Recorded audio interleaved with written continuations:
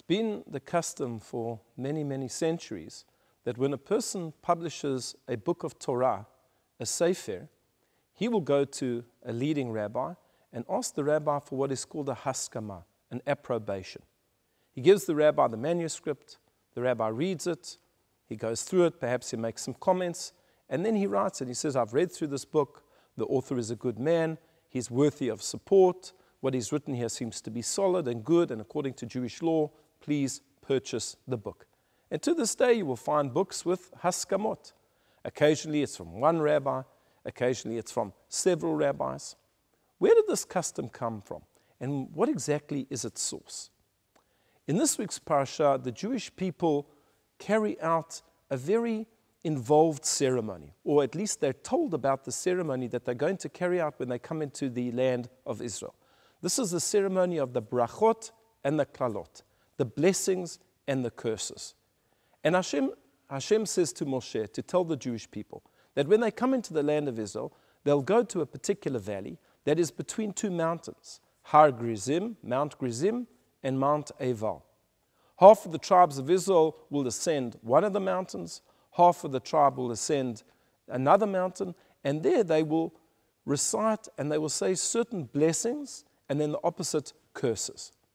And one of the curses that is said is Arur Masig Gavul Ra'ehu. Cursed is a person who encroaches upon the boundary of his fellow. Well, the simple explanation of that curse is that you live next door to somebody, you have some agricultural land, he has a farm, and you want to increase your farmland. So you take the dividing boundary, the fence, and you move it back into his land, thereby increasing your land.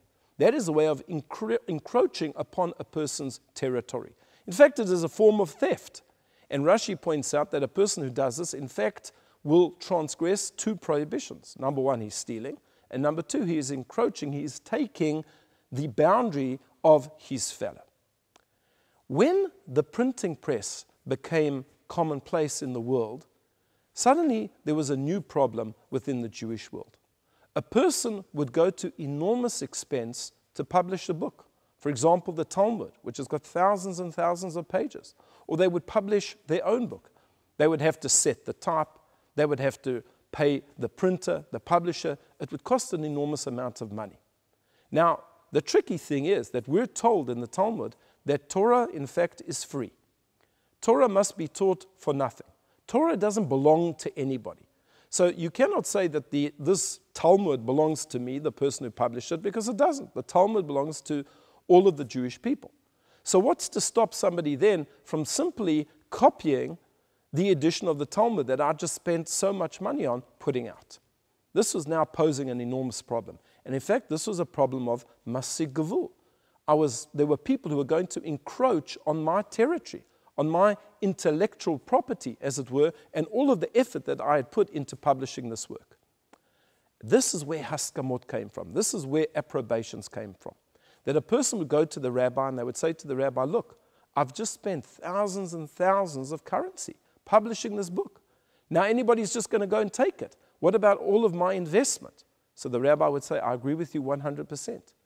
And they would put in their approbation, this is a good book, and please know that the author has spent an enormous amount of money on it, and therefore for a period of time, it could be 5 years, or 10 years, or 20 years, no one has any right to publish this book without the express permission of the author.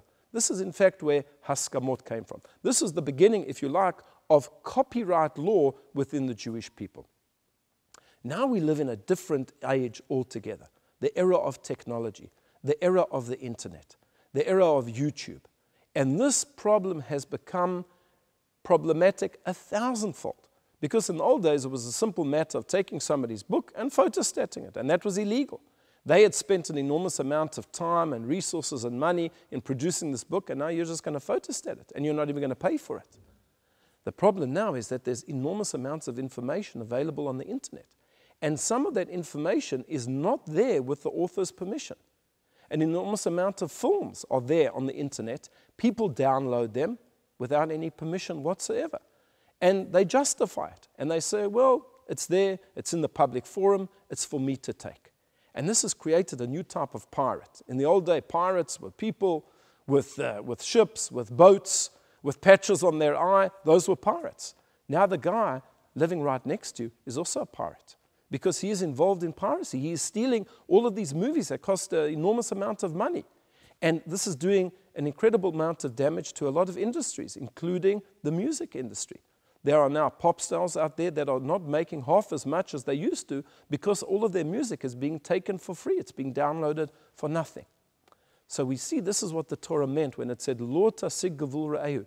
Do not encroach upon another person's boundary. This is their boundary. This can be their parnassah. This can be their livelihood. And to take a person's livelihood, says the Talmud, is tantamount to killing a person.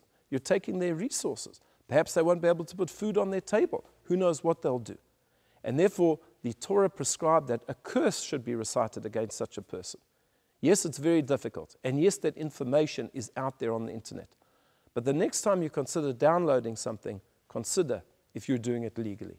I wish you a Shabbat Shalom.